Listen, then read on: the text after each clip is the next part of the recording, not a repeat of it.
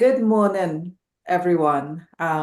Good afternoon to Professor Garratt and Jenitha, who is actually with him in the UK now. Good afternoon to, I think, Dr. Waddah in the Gulf States. It's evening there. It's earlier morning for Dionne in Belize. Good day to all of you and welcome to our meeting today. I am Kamla Rampersad de Silva, Chief Executive Officer of the Caribbean Corporate Governance Institute, and it is my pleasure to welcome you to our second meeting of the International Learning Network for 2024. We are live streaming today's session on LinkedIn. So hello to all of you who have joined us online as well. And I would like to thank our technical support team who is helping with this, Warren Anderson, Amelia Ragbir, and Laura Sinanan. It's a great team we have that supports us here at CCGI. As we begin today's meeting of the International Learning Network, I also want to take the opportunity to thank Professor Garratt for all the leadership that he has provided for us at this institute to help us grow the network to a global level. We are so happy for his support, and we look forward to continued progress over the years. At this point, let me also welcome everyone else to today's session. We do have some persons joining us for the first time, so I would like to share that the Caribbean Corporate Governance Institute is a nonprofit membership organization, and we welcome everyone who wishes to join in our purpose of improving corporate governance practices in the region. We are pleased to share that our membership reflects persons from Trinidad and Tobago, Jamaica, Barbados, St. Lucia, Guyana, the British Virgin Islands, St. Martin, St. Vincent and the Grenadines, and very proudly, we welcome new members from Belize last year. We host a range of workshops and panel discussions on evolving issues in governance, as well as our signature event, Governance Week, and a two-day global conference on corporate governance. All of these are held online to easily facilitate persons throughout the Caribbean region. We also host one major end-of-year event, which is a fun networking activity that is held face-to-face. We are making plans to have this event in Guyana this year, so look out for details on these, which will transform into a week of activities in November.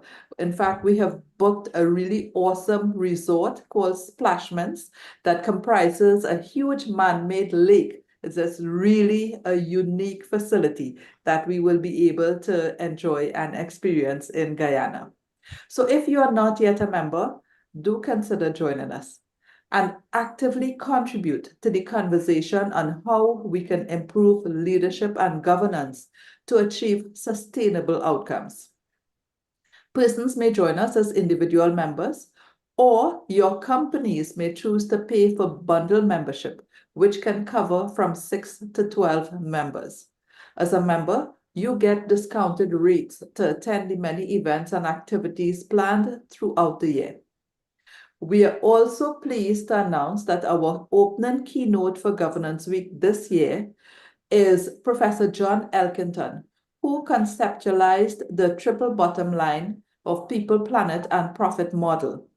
As usual, Governance Week will remain an online event and will be held in the month of June.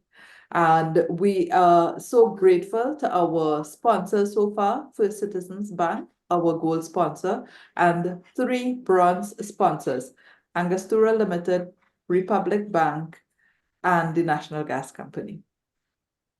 Among our other offerings later this year, Jenitha John, who is one of our panelists today, will be delivering a workshop on the effectiveness of internal audit and governance. She also has coming up in September a 3-day workshop on identifying red flags in financial statements. So don't miss those. We will also be offering our financial stewardship for non-finance directors with Howard Doughton in July this year. And remember, it is so important that all directors know and understand how to read financials for their company and not just be dependent on the chief financial officer. We would also have workshops on emotional intelligence, cybersecurity, and circular economy, among other topical issues. So I invite you to visit our website for details on these and all other events which we have open for registration, including our Certificate in Corporate Governance program, which begins next month. As we focus on today's session now, our panelists comprise Jenitha John, who is from South Africa, but who is currently in London and joining us from there. Dr. Waddah Al Hashmi, who is from United Arab Emirates and who is representing the Board of Directors Institute from the Gulf states. And again, we have Dr. Dionne Chamberlain from Belize, who is joining us after having set us all on fire during part one of this series as well. We continue our discussions on the evolving challenges involving AI as well as ESG. What is happening with the climate emergency and how are we making decisions to ensure sustainability for the next generation? Our moderator today is Tracy Campbell from Jamaica, and Tracy shared with us she is in fact a born Trini. She is from here in Trinidad and Tobago, having moved to Jamaica some years ago. So we are very happy that's the team that will be taking us through today's sessions. We would also have some opening remarks by Professor Garratt, who is the founder of this network. Just before I ask Professor Garratt to share some words, though, I'd like to make a few housekeeping announcements. Most of you are familiar with how we run our sessions, so you know that we ask that during the conversations, you can put on your video so you can easily see and engage with each other. We also ask that you please ensure that your name is correctly captured on the list of participants. This is because we are in a virtual room together, which allows each of us to access and engage freely with other participants. So we would like to ensure that everyone is easily identifiable. We would like everyone to keep their microphones on mute throughout the session. If at any time you wish to make a comment or ask a question, please raise your hand using the icon at the bottom of your screen. You will need to unmute yourself, and then we ask that you please press the mute icon as soon as you are done so as to minimize any disruptive noises. And of course, you can also make comments or ask questions in the chat feature at any time during the session, and we will bring this to the attention of the moderator. Those of you who need to earn CPDs or PDUs as part of your ongoing certification may use these sessions to claim your points. However, to do so, you need to email us requesting the certificate. We will verify your attendance before issuing the certificate with the CPD points. And finally, we will put a survey link towards the end of today's session. We would appreciate if you take 2 minutes to give us your feedback, please. This is very important to ensure that we meet your expectations. And also, I'd like to make a special request that you give our social media pages some support. So we will be putting in the link in the chat, a link to our LinkedIn page, as well as a link to our Facebook page. So we would really appreciate if you like and follow our pages, okay? So now it is my pleasure to invite Professor Garratt to share some opening remarks with us. His bio is in the agenda that was shared with all of you this morning. If you did not receive it, please let us know. We can put the agenda in the chat as well. Professor Garratt served as our opening keynote for our inaugural Governance Week held in 2020.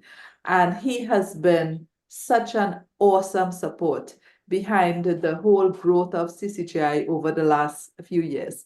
He is the founder of this international learning network. It was his brainchild after we hosted our first global conference on corporate governance, again under his stewardship. I can tell you Professor Garratt is an absolute inspiration to us here at CCGI.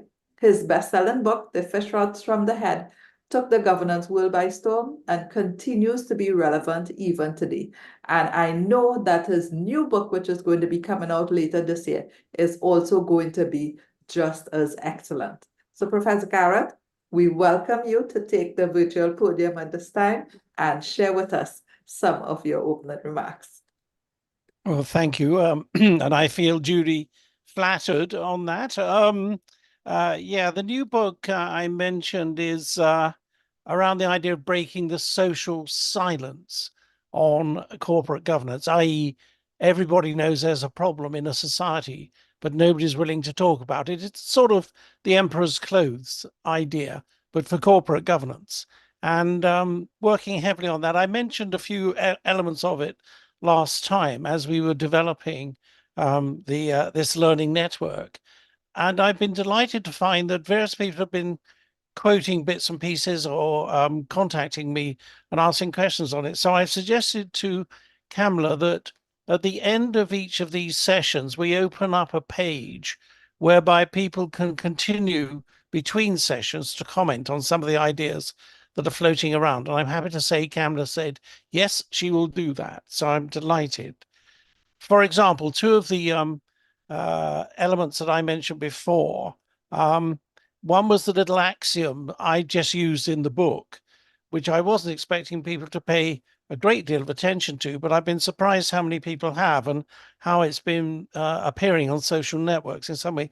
It was a very simple idea that if we're going to have effective corporate governance, then we need to have the enterprise elements, a little axiom I just mentioned, that we need enterprise plus environmental impact plus social impact to give us effective corporate governance. And I'm surprised how that really has taken off in various forms. So that bit seems to be one output from the last network. The other bit that came through and quoted quite a lot, I've noticed, is just a throwaway line I did, which said, we're looking for board awareness. We're not looking for wokeness.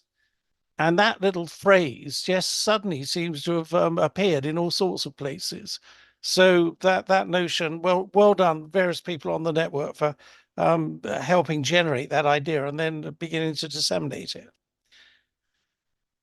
Two other small points, and then I promise I will give way to our speakers. One, I mentioned that the I've been very concerned that in my studies, we've been looking at the idea of the age of enlightenment. And are we seeing in the next generation, and the whole focus of the new book is on how do we develop the next generation of effective directors. The next generation, I sent out about 10 drafts of the final chapter, which is a challenge to the next generation, saying, this is, I think, what we're faced with, using that little axiom I've just mentioned, but also giving some optimistic signs of what I think is going on generally around the world, which, if you believe most of the media, is all about wars, depression, gloom, lack of growth, etc., etc. Certainly in the West, but I find it in most other parts of the world as well. And the last chapter, I actually made it optimistic, and I've been astonished and delighted at the response, not just from the 10 people I sent it to, younger people I sent it to, but to those who somehow or other got hold of copies, which they shouldn't have done, and wrote back saying that the whole idea of why can't we have boards much more optimistic in future seems to be one taking off. So I went back to look at the first age of enlightenment and what people were talking about there before we got into heavy industry and heavy business. And that seemed to kill a lot of the optimism, general optimism. And I was surprised and delighted to find, for example, that the Royal Society of Arts in London, its original title back in the 1750s is the Royal Society of Arts Manufactures sorry, I've lost it here. It's the Royal Society of Arts, Manufactures and Commerce.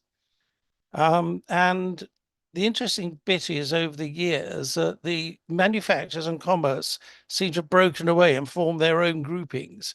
And the whole idea of the trinity of arts, manufactures, and commerce has been lost. And then when I read a bit about the formation of the society originally, as the Age of Enlightenment was developing, it actually talks a lot about happiness and the essence of governance being the delivery of fairness and happiness, well-being. And I'm just working on that. I say no more than that at the moment, looking at how that historic notion has been lost and how, if we work at it, I think the next generation of directors can bring back that combination of ideas. And then last point I'd make is I've noticed in the last 2 months, certainly in 2 of the continents I've been working on, a distinct pushback against AI now. It's what was seen often by many people, many commentators at least, as the latest thing since sliced bread, is really beginning to get quite a bashing at the moment, because I think the simple argument is it's not artificial and it's not intelligent. And the obvious elements of the intelligence part are coming through. We mentioned last time that what had come online was the notion of ensuring greater diversity through AI. And we had a bit of a laugh at the way in which some of the major players had started feeding diversity into their algorithms. And so we ended up with pictures of Black and Chinese members of the Nazi Party. And this was just causing great hilarity in all sorts of ways. Now, it's actually very serious in some ways as well, but the notion that it isn't particularly intelligence is there. But the 2 things that I noticed within the last month particularly is the notion that there's a lot of theft going on with artificial intelligence. This notion of the scraping of data, all databases, without permission, without intellectual property rights, etc., is under great pressure now. And we're seeing a pushback in the music industry particularly, but now beginning to see some pushback in the arts. But it's going on at an alarming pace. And these huge databases, these large learning systems are being set up. The other thing, other than intellectual property theft, that seems to be having a large pushback is something I hadn't even thought about, which is the use of slave labor to develop AI. And this quite shocked me when I first came across it. But the notion that on the creation of the visual databases, these big companies are employing a lot of very underpaid people to sit for long hours in front of screens, pictures, videos, etc., trying to mark points for each image, which they can then feed into their larger databases.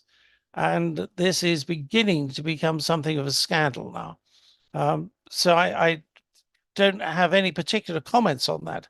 I just note that that pushback is occurring. The idea of AI is still very attractive, but the way in which it is being developed seems to have some quite alarming ethical undertones to it.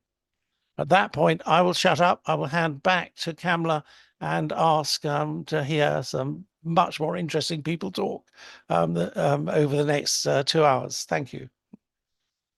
Thank you very much, Professor Garratt. Definitely some very useful things for us to ponder. And, I really love both overall concepts. One that we bring back, and I would just summarize it and call it honor. Let's bring back honor as what we are looking to focus the pursuit of happiness. And how we grow and focus the world, that's important, because then what it does is it directs even how we treat with issues like AI and its development. So absolutely great leadership. Thank you. So now I would like to ask our moderator to take center stage. So this is the first time Tracy is serving in this capacity. for us, but we are so pleased to have her. Tracy joins us from Jamaica. She works with PwC, and she is one of those persons who, like us, loves this whole area of governance, enjoys unpacking this whole notion of ESG and where we are headed. So I know Tracy is going to do an amazing job for us today as she introduces our panelists and she helps us to moderate and take over for today's session. So Tracy, over to you. Thank you very much, Kamla. Good morning, good afternoon, good evening. Great to be here. I am Tracy Campbell, relatively new member to CCGI family. And I'm excited to have all of you here this afternoon. Our thanks to Professor Garratt and Kamla and the rest of the CGI team for the very important work that they're doing to sensitize and train individuals on corporate governance, and especially on today's topic, AI and the climate emergency. We just heard some opening remarks from Professor Garratt. Very interesting, I must say. I never thought that AI would have a pushback, so immediately I've learned something, and how it can be viewed as international theft. Wow. Okay. I mean, amazing. I believe also when we look at climate change and given the importance of it and the effects that we have already seen and witnessed, we must recognize urgency to transition to a sustainable world. And in doing so, our entire ecosystems must shift and shift rapidly as we adapt to the new commercial realities being created. It is for our boards, I think, of organizations, and indeed all of us personally, to understand the task at hand and to envision the future ecosystem in which we intend to operate. From an organization standpoint, I would say that the board will have to expand its executive team to perhaps have experts in specific areas that are critical to the company's future success, such as AI and climate change. Anyway, enough said from my perspective. Today, we have 3 experts from across the world to speak with us. You would have received your packages, which would include the full details of our speakers. However, I'll just briefly summarize for you all. I'll introduce them together and let them speak in that order. So first we have Ms. Jenitha John, who is a seasoned executive with more than 28 years of corporate experience in diverse industries, traversing the primary, secondary, and tertiary sectors. She's a chartered director, a certified international auditor out of South Africa. No mind, she is sitting in the UK right now. She served in 2020 to 2021 as global chairman on the global board of directors of the Institute of Internal Auditors, serving over 200,000 members in over 170 countries. She's currently providing independent consulting services globally and was recently appointed to the Global GRI Due Process Oversight Committee for Sustainability Standards. So welcome, Jenitha. Our second speaker is Dr. Waddah Al Hashmi. I hope I've pronounced your name correctly, sir. He is the chairman, Board of Directors Institute out of the Gulf states. Dr. Waddah graduated with a Bachelor of Environmental Engineering from the UK and is considered one of the international authorities on environmental, sustainability, health and safety, as well as governance and leadership and high reliability organizations.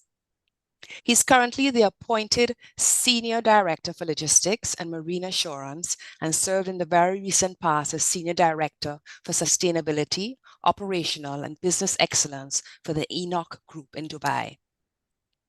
Dr. Waddah is an advisor of the Garratt Watt University Industry Advisory Committee and chairs the EHS Advisory Committee.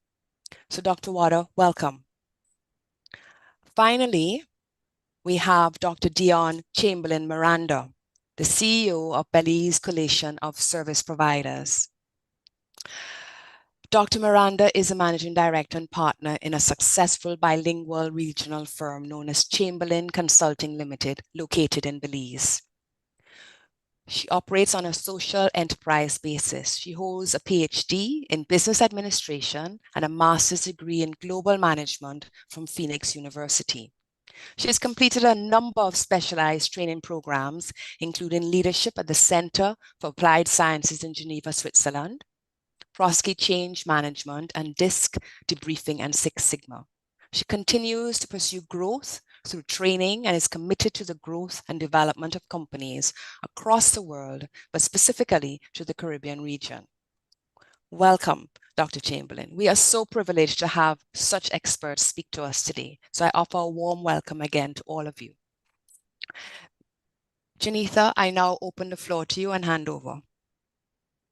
Thank you very much. It's so powerful for me to be sitting in such esteemed company. I mean, there's two doctors, there's a professor, and there's little old me.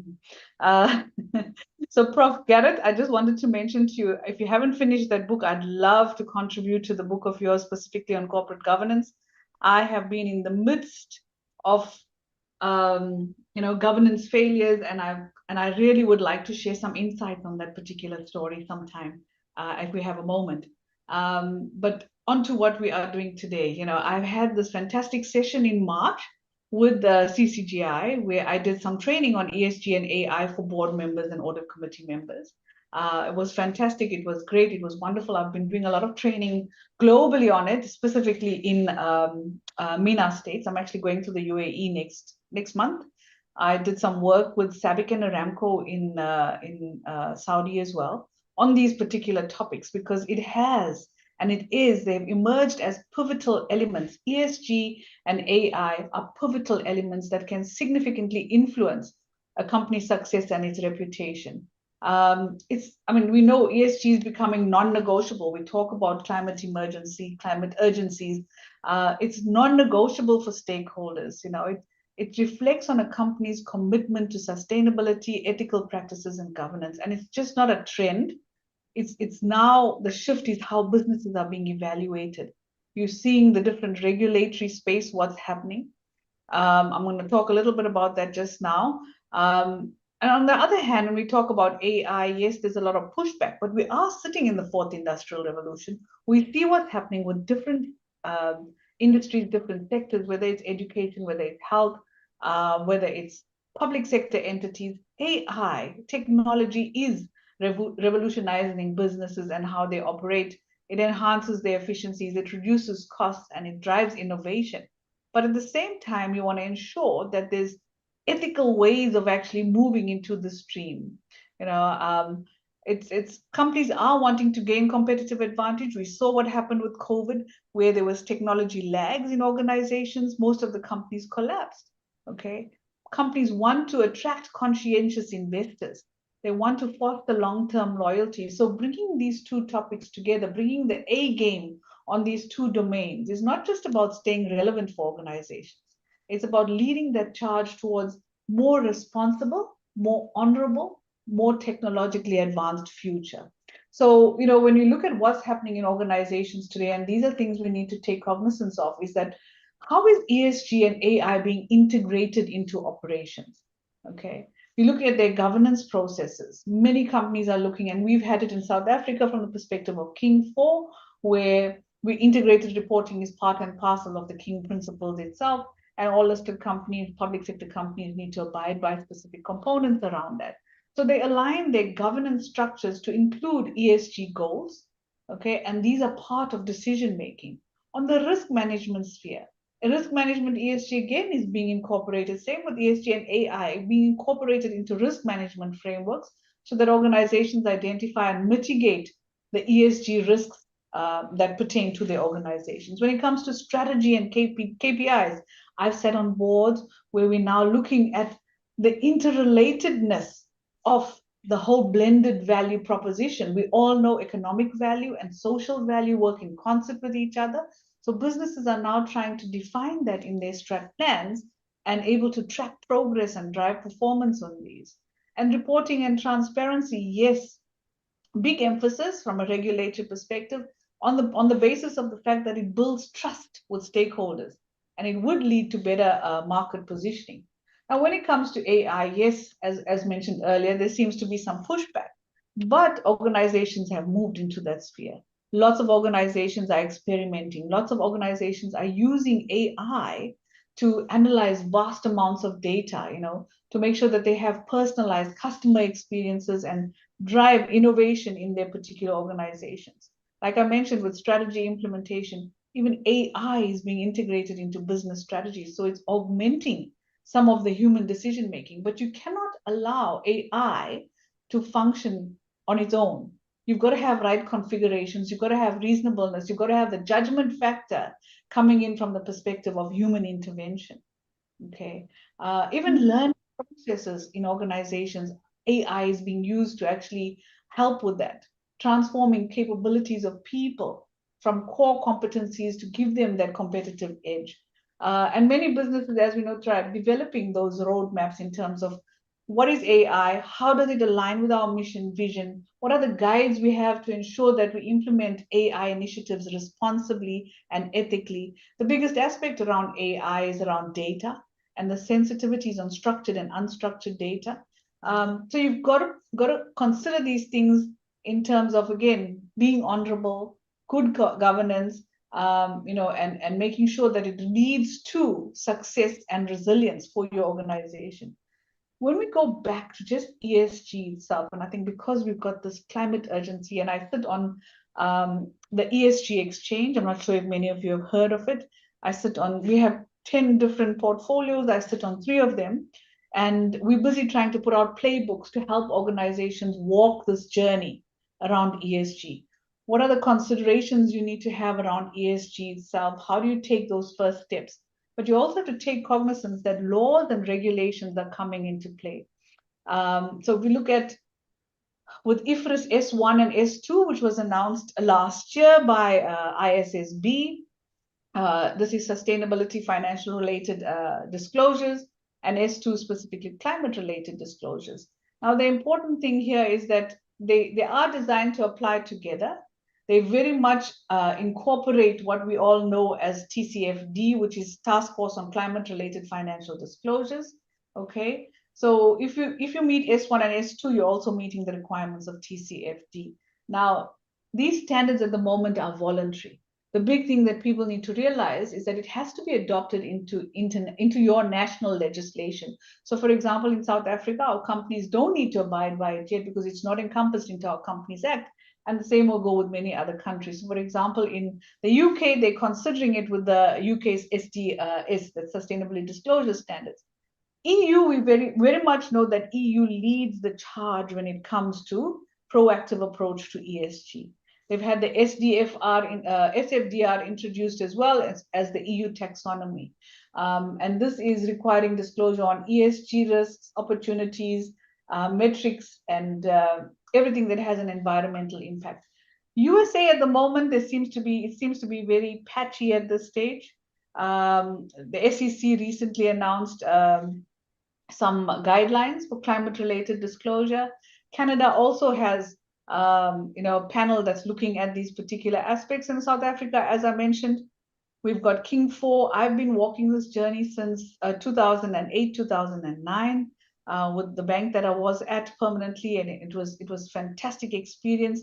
But the biggest challenge came about when it came around the data that is used and how we aggregate the data when it comes to disclosure of information relating to ESG components. So you see the link now, data and ESG, you see AI, you see technology, lots of advantage, risks, and opportunities that go with embedding these things in organizations. But ultimately, we know the laws around ESG and AI are evolving rapidly, and you've got to ensure that companies stay informed to navigate this complex landscape. And by understanding this, you can actually turn your initiatives into a competitive advantage. So really, it's fantastic to be here and lovely to engage, lovely to interact and learn from all of you as well. And I look forward to the rest of the session. Thank you so much.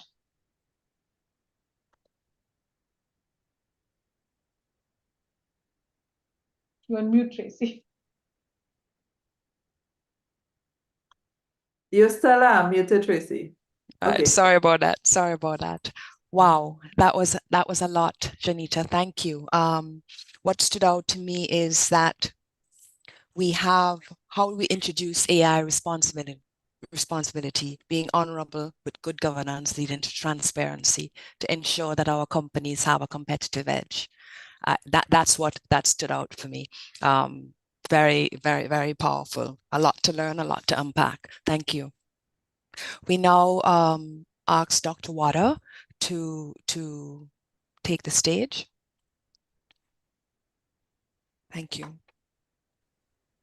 Okay, Assalamu alaikum and good morning, good afternoon, good evening, wherever you are. And thank you very, very much on behalf of the Board Directors Institute, GCC, and of ourselves. I'd like to really thank the Caribbean Corporate Governance Institute for inviting us here today to share a few thoughts. I don't know if I'm, I can be really called an expert. I think we are all just very good sort of scholars, and we try to make sense and try to understand what's going on in the world. And as Professor Garratt said in his opening words, it's and I think it's reflected in the significant diversity of the issues that he mentioned. So I'll take a few minutes to sort of just share some thoughts, really, and maybe some questions. Not maybe, I don't know. Wish I not to disappoint you too much with not so many answers, because so I think the answers are still out there. And but I want to talk maybe first about the context of the context that I see, and sort of to maybe start from where Professor Garratt mentioned with regards to this sort of this anti-AI movement which is happening. And I think it's just the level of kind of trust that we see, or mistrust, to be probably more precise, what's happening in the world geopolitically and what's going on.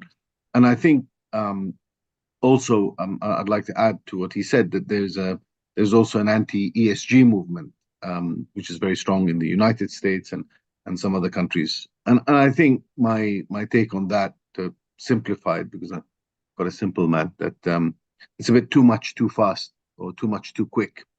And I think it's very difficult for people to sort of digest. So as the world's moved from sort of computing to cloud computing, now to AI, and it's like trying to drink water from a fire hose. It becomes very, very difficult.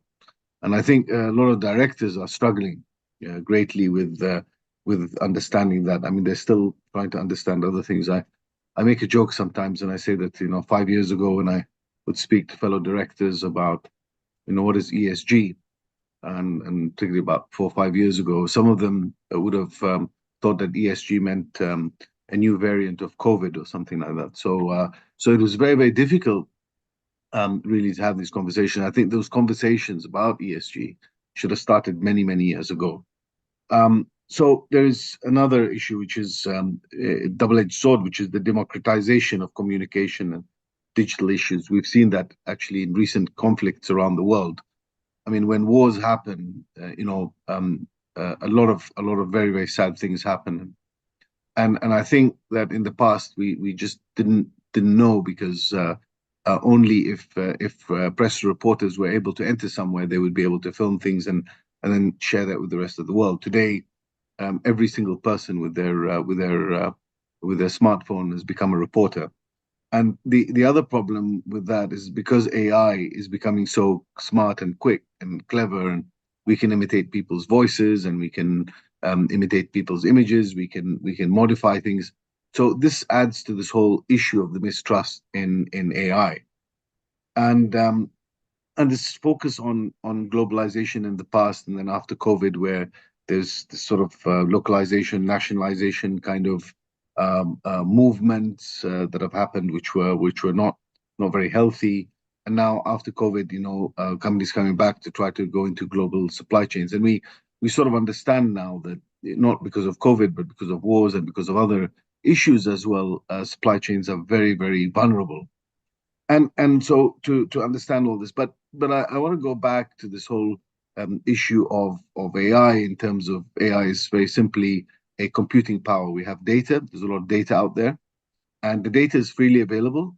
So I don't know about stealing data, but there's a lot of data out there, and we can run algorithms. So very, very clever people, much more clever than I am, they are able to create these algorithms, and they're able to play around and be able to sort of process this data and then come up with certain with certain outcomes.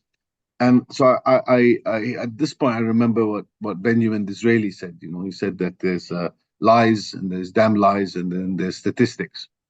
So I said change that in modern times, and I'd say there's lies, damn lies, and then there's AI, right? So the issue now is that we should ask when we talk about directors is how do we expect them to make decisions based on data that has been processed through AI, and that is helping them kind of make decisions. So and the other thing, just to end this first bit about context, is that we see a lot more stakeholder, shareholder, and even regulator activism, which we didn't have in the past. So directors are facing some many challenges, and many of these challenges can be made into opportunities, but it's sometimes difficult to see. In the context of climate and you know, and this sort of emergency for change. So climate change is, a lot of people say that it's the biggest existential threat to mankind or to humankind. I don't know. I sort of, although I'm an environmental engineer, also chartered director, but you know, I sort of balance this whole issue is that where is the existential threat? Is it from climate change really, or is it from AI and ChatGPT? Because I think you know, to a big extent, and I've got young kids. I've got kids who are 16 and 9. And you know, I see them using ChatGPT quite extensively because everybody does nowadays. And the issue with that, I think, is that you know, some of the steps that you need to go through to be able to process information, be able to draw conclusions, and then sort of add your own sort of contextual understanding. So I always say that, you know, ChatGPT could be a bigger existential threat, because you know, we'll, you know, produce a generation of not very smart people eventually, because they will not be able to use their brain and rely too much on ChatGPT. I do not deny that ChatGPT or AI, for that matter, can really help us very much, but it's depends on the data that we put into the system and where we collect it from, and then how we process that data. So we need to understand the algorithms, and I think the concern is about, you know, trying to get certain things, and we've seen some biases already with the earlier versions of ChatGPT. So let's look at that in terms of the context of processing that power, processing that data, and then making data-driven decisions. So this will push for perhaps biased decisions based on biased data or biased algorithms, faster decisions making, because we live in a faster world where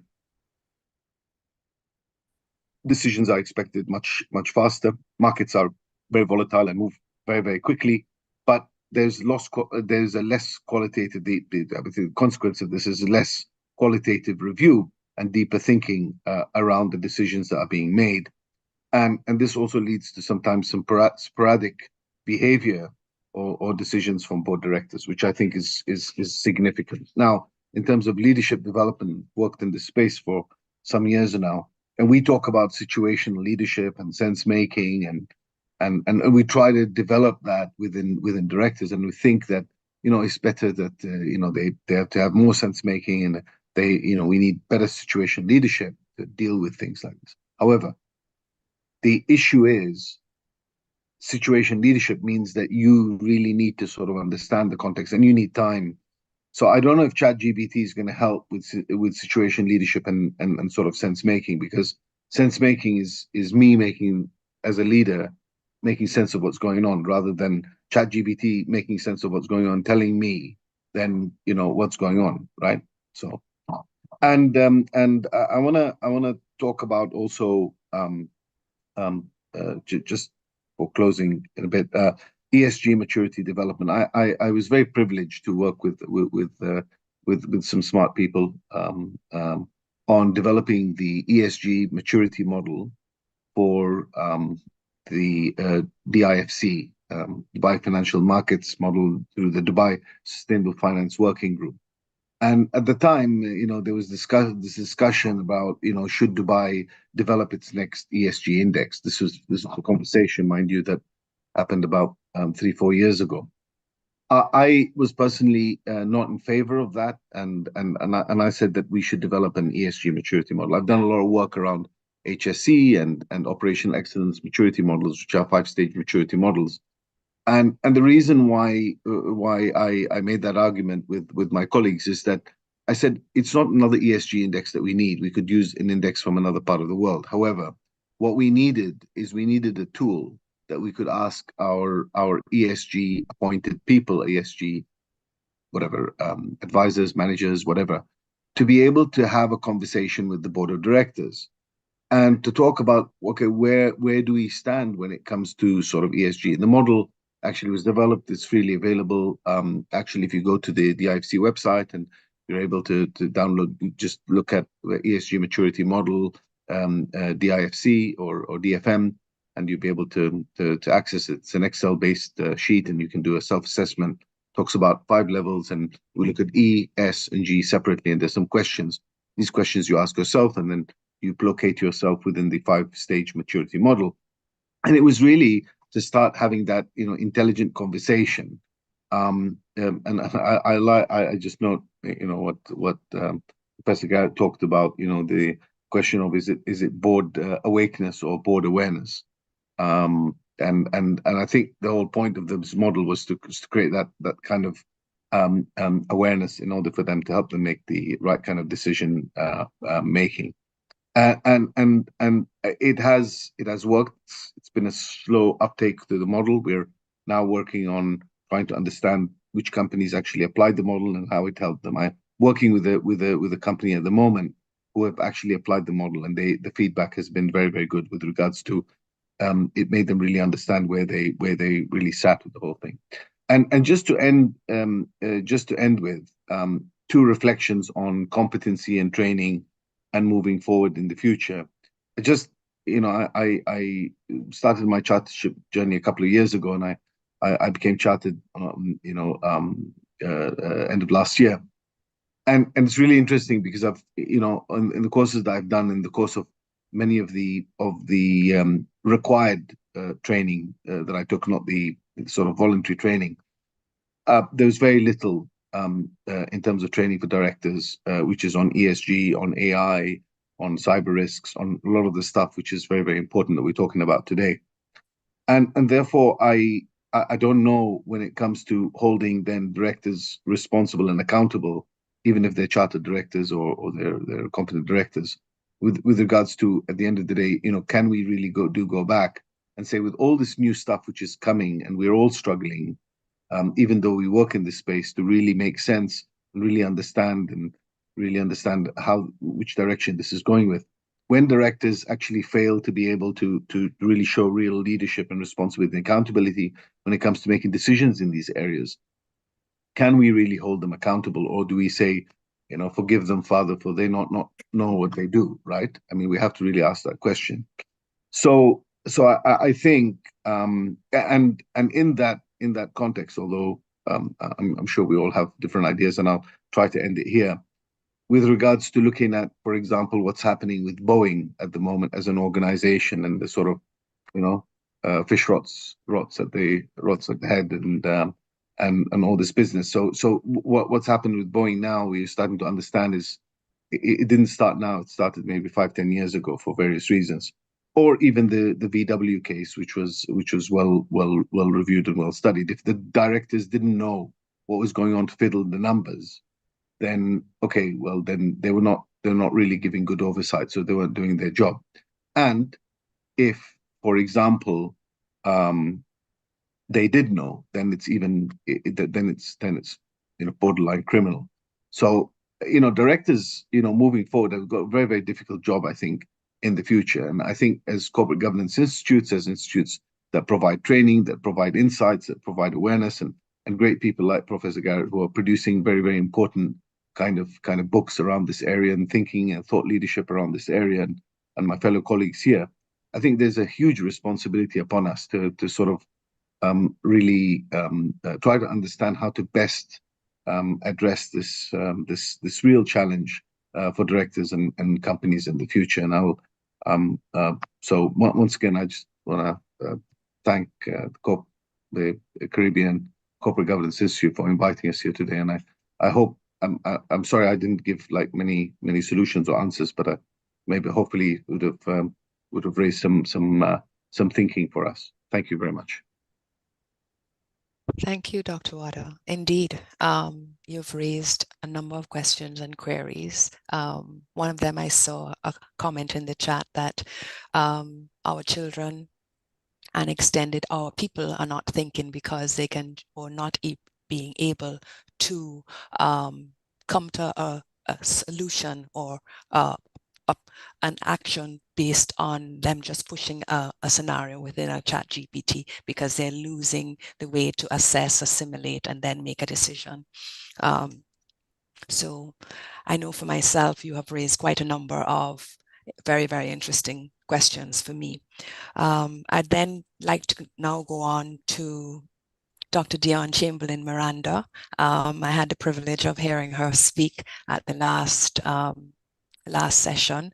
Very, very, very, very engaging, Dr. Chamberlain. So the floor is yours. Thank you.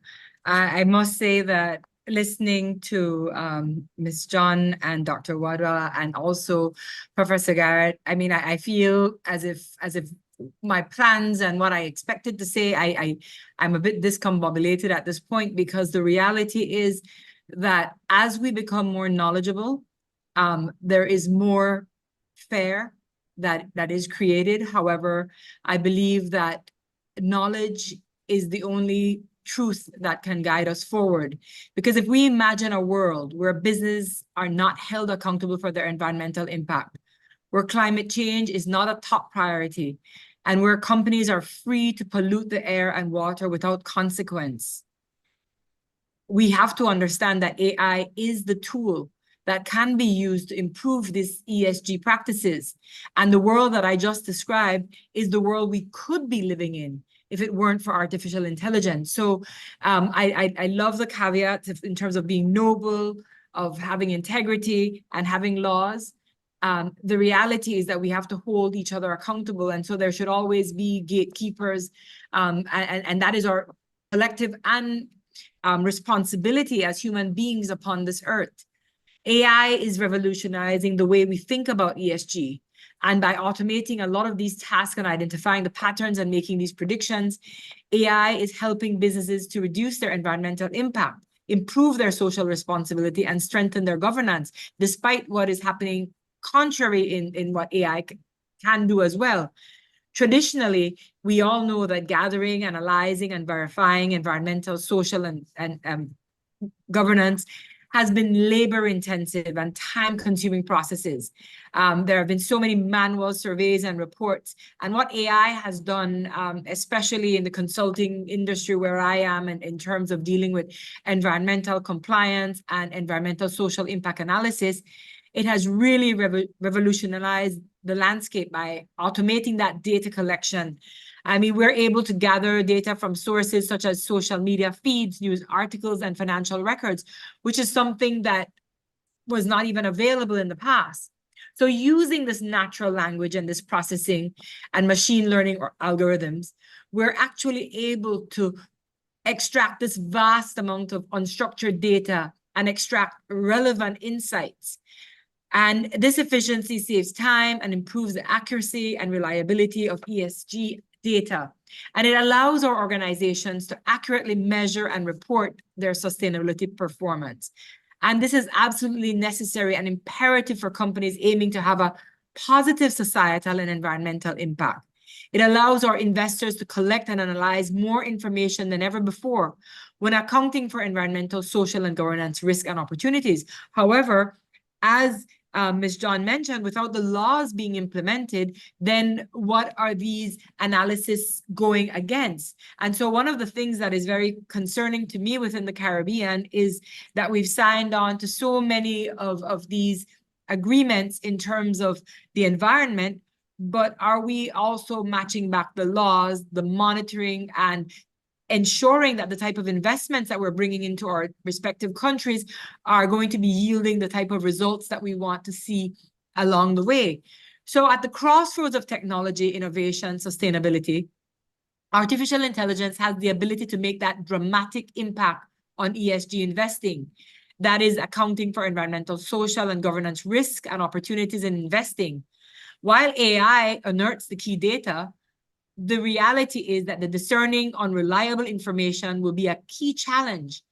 And so humans will not be replaced anytime soon. And I think this is great news for many of us who live in that vacuum feeling that we're going to be losing our positions. Again, AI has made it so much easier to analyze these complex tasks at the speeds and at the volumes that is absolutely needed. And leadership teams have found that failure to harness and leverage AI puts them behind the competition. Repeatable tasks are carried out by bots in a fraction of the time, and algorithms and computer programs can read that information. However, a lot of this information would have been previously unusable due to its size or amount of garbage data and amount of skewed or biased information that is often put into these processes.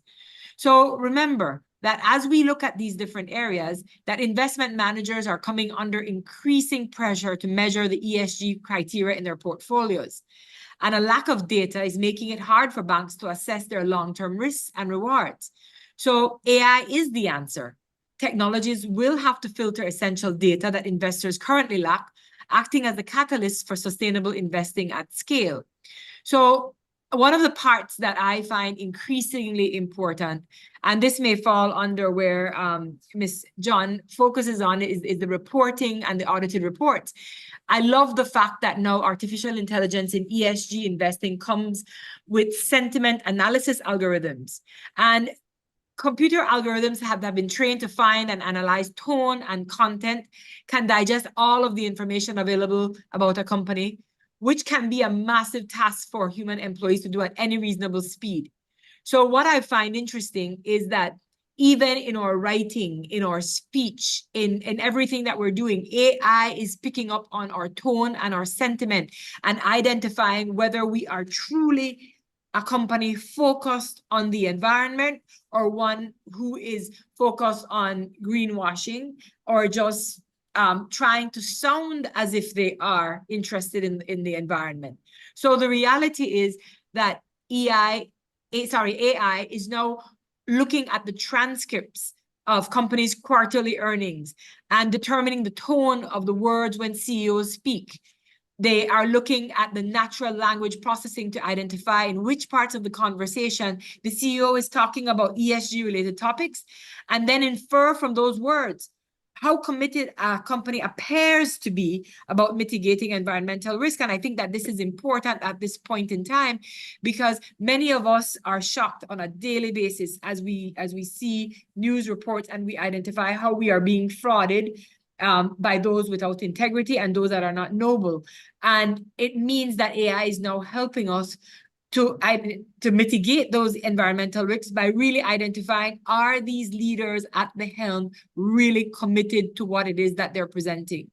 So it's important for us to look at that tremendous opportunity that AI is producing. Conversely, however, we must realize that adopting AI for any purpose can pose a significant environmental impact. The process for creating and training AI algorithms requires large amounts of computing power, which in turn consumes large amounts of electrical energy. So companies which are facing increasing pressure from stakeholders, including investors, customers, regulators, to provide transparent and accurate ESG reporting, must also realize the other sides of it. And we have to meet somewhere in the middle in terms of using its practicality and realizing our commitment to ESG and ESG reporting at the end of the day. So because AI can help us identify these risk patterns, I see that there are so much value that can be seen in simple locations. For instance, if you are looking at your greenhouse gas emissions, for instance, AI helps us to save a huge amount of time compared to mapping risks that would have been done without AI. And in terms of, say, for instance, you're in an oil company, AI can tell you what your range of GHG emission measurements should be, and if you're out of the range. And this helps us to be able to move very quickly in correcting a lot of these. So again, if you're looking in the software industry where data privacy is a key material sustainability factor, if you are in the food industry, health-related issues are important. What I love is using the natural language processing of NLP. It means that we are able to understand what is needed in our particular industries and what can we do in line with ESG much faster as boards and as leaders running these particular organizations. Again, as we look at the power of ESG and AI, we are talking about data analysis, which both our esteemed speakers spoke about. Looking at risk assessment, assessing the company's exposure to ESG risks, such as the climate change, labor practices, corporate governance. This information can be used to develop strategies to mitigate risk and protect a company's reputation, which is core and mandatory within this environment as we speak, where as we are trying to create brand strategies, there are brands being torn apart. And I love Dr. Wadwah's mention of Boeing. Boeing is at this precarious stage right now where the leadership's decision could really be affecting what it has done, and if it has not really been using the AI that it is incorporated into its business practice for best practice. So investment. AI can be used to identify these sustainable investment practices, and especially in the areas of compliance. However, our rules or laws and the way that we monitor and measure our board's engagement and utilization and the quality of the people with integrity and their noble acts of being on these boards are really going to make a serious difference. Now, one of the areas that I find to be extremely difficult in the Caribbean region, which I believe that AI could be able to solve, is to improve lending practices within banks, helping to assess a borrower's creditworthiness more accurately than what is being done on the human perspective right now. This can help to reduce the risk of lending to borrowers who are unable to pay their loans, and that makes it even easier for those of us within the environment who have the capacity to pay but cannot get loans because there's so much human intervention in terms of loans. Again, in the insurance company perspective, I really look forward to more usage of AI to assess the risk of the natural disasters. And this can help insurance companies price their policies more accurately so that the entire society is not bearing the brunt of the insurance risk, but the pockets or the areas or where the economies can be affected in these insurance risks that exist. In investment firms, for instance, AI can help identify sustainable investment opportunities, such as having low carbon emissions or strong labor practices. This is also an opportunity for our governments to bring in the right investors. Within our countries, we accept pretty much in the Caribbean anyone who wants to invest. But we have to start looking at targeted good investment for our countries. Again, the regulators. We need to identify companies that are violating the ESG regulations. Of course, that means that we in the Caribbean need to have more monitoring, more enforcement, and of course, the regulations have to be in place. And these are only a few examples of how AI can support us.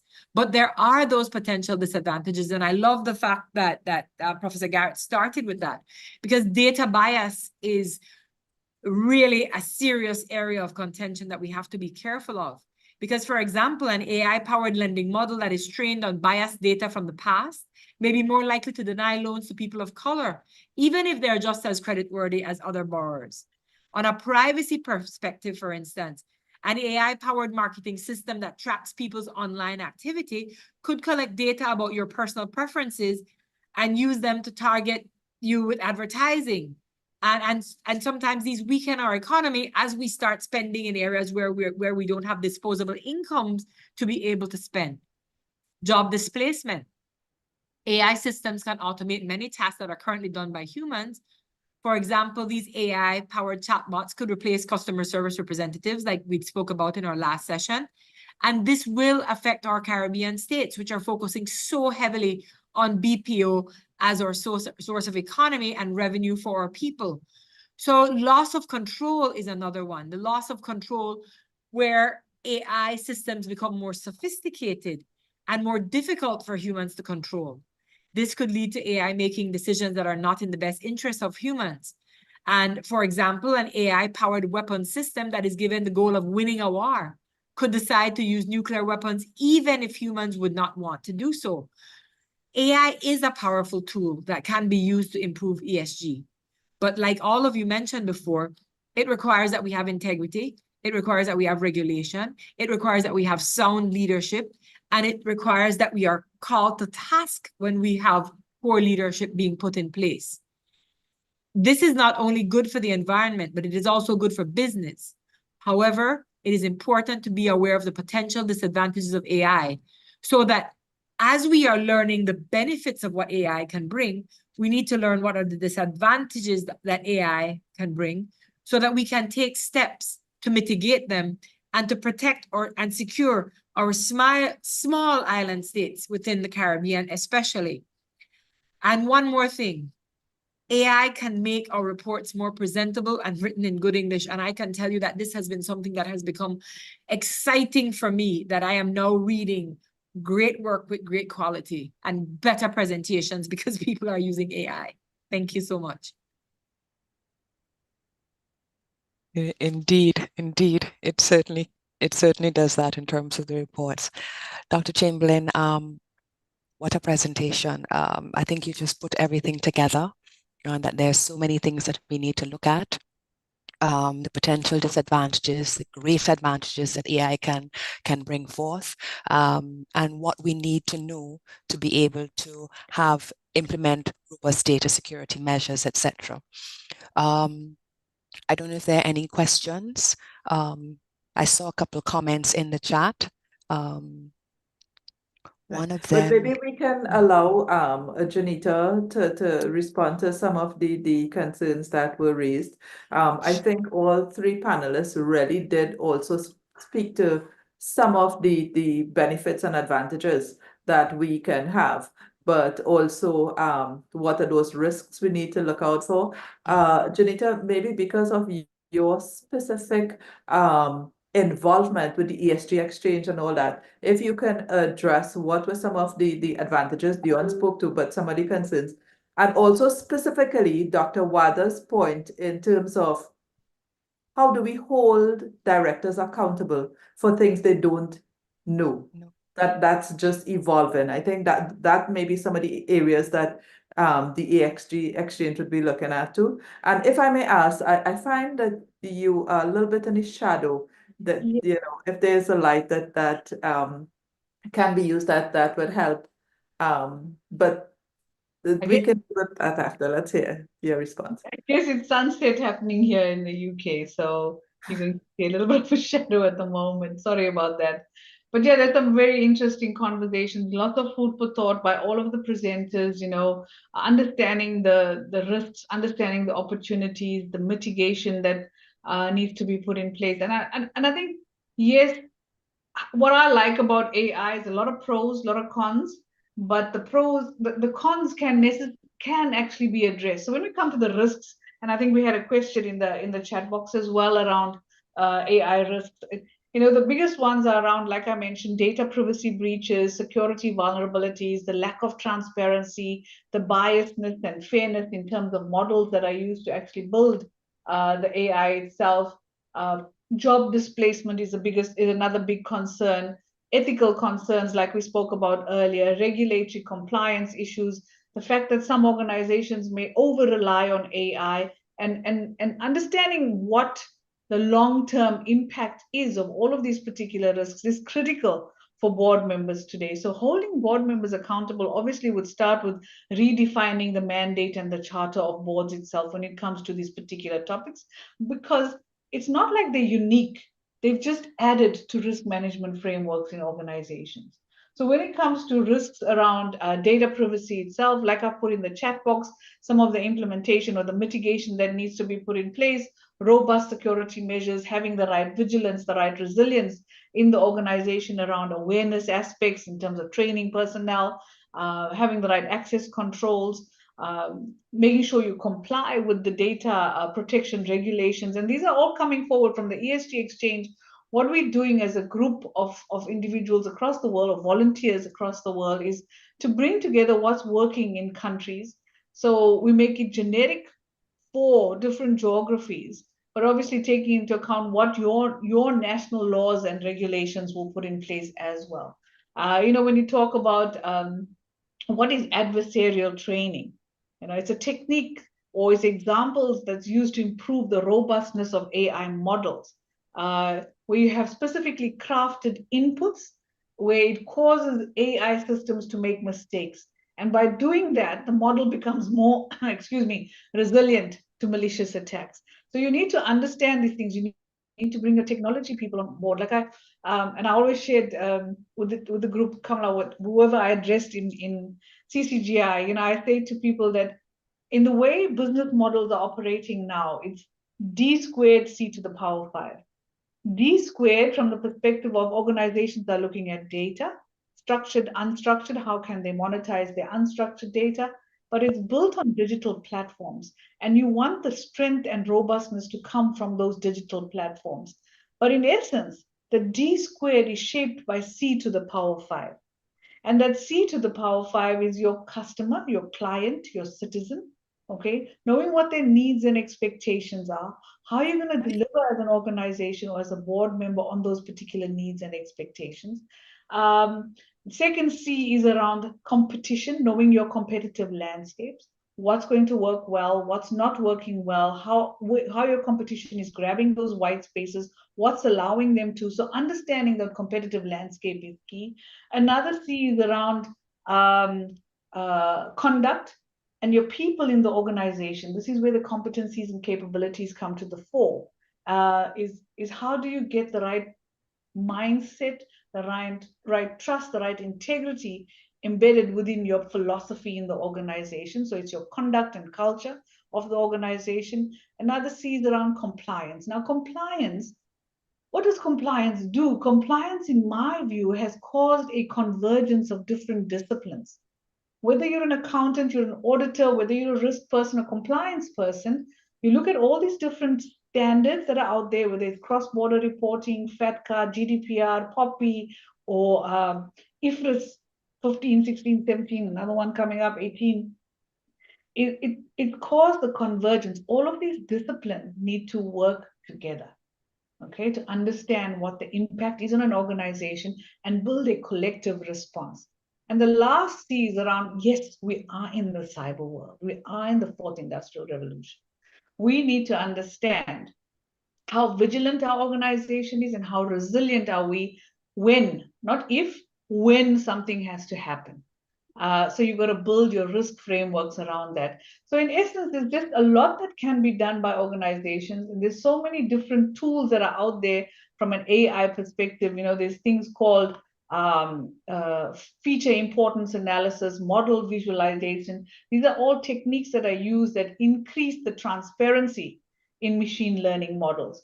So boards need to actually equip themselves with these particular things that are out there. Make sure that you have the right composition, the right constitution in place so that your board has these requisite skills to understand the merits and the demerits and build mitigation around it. Okay, I hope I've answered. Yes, you have, Jenitha. Many thanks. Many thanks. Dr. Waddah, a question for you. Can you explain the key points and go into a little bit more detail for the ESG maturity model?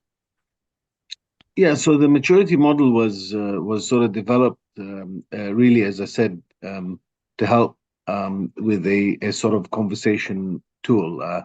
From our experience, one of the difficulties of talking to directors is directors, when presenting data to them, and going back to the issue that Ms. John just explained with regards to compliance and this whole conversion. So if we look at compliance, for example, and we say, okay, so when we comply, is that the destination?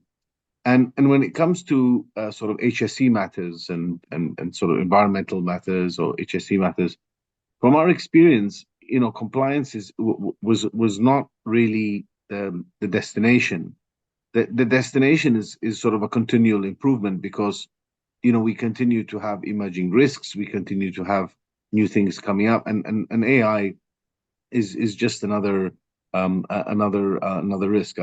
I hope I didn't sound too negative with regards to AI. I think we can, of course, and it was fantastic to hear Dr. Chamberlain, sort of explain where there's massive opportunities. The issues that we remain skeptical with regards to the logarithms and how we actually process the data and I feel that people can become a bit lazy sometimes. So when we did the ESG maturity model, we said, okay, fine. So let us first of all talk to the directors of organizations and sort of tell them where do we sit with regards to answering these ESG questions, because otherwise what directors have been subjected to, and I'll triple underline the word subjected to, is consultants coming, to them and saying, we've just done a review and your score is whatever 86% or 90% or whatever, and in most cases that's because they've done a compliance check and said, oh, do you have a policy? Yes, we have a policy in place. Oh, did you do the policy? Oh yeah, okay, it's fine.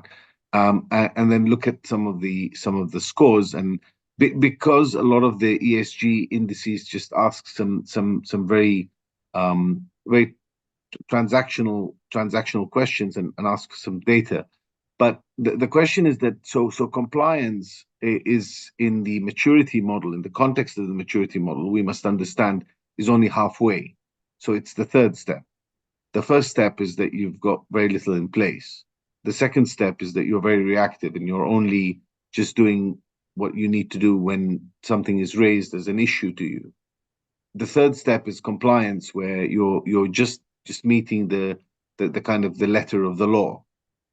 In the fourth step, you become a bit more proactive as an organization. You look at the risks and you look at the opportunities, and you try to see what you can do with that.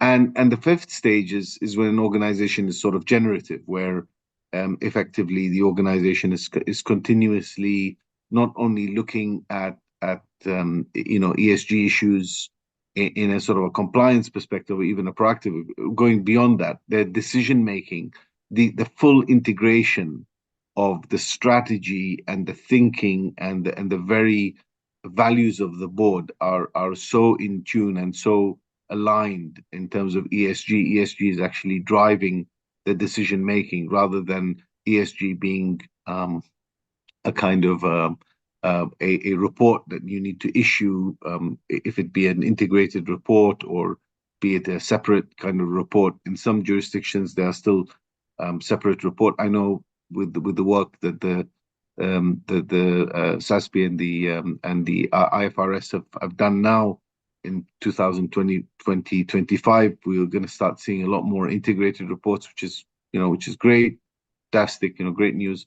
But at the same time, again, it's about the data, it's about the process of that data, and then again we go back to the sense making. So the ESG maturity model, and when I hope you folks will be able to access the link now and have a look at the Excel sheet, you'll see, and you can try to test it on your own organization if you like, and then have that conversation with the board and say, well, look, we're really at level 2 here with regards to answering this question on the E, or we're at level 3 here with answering this question on the S or at G.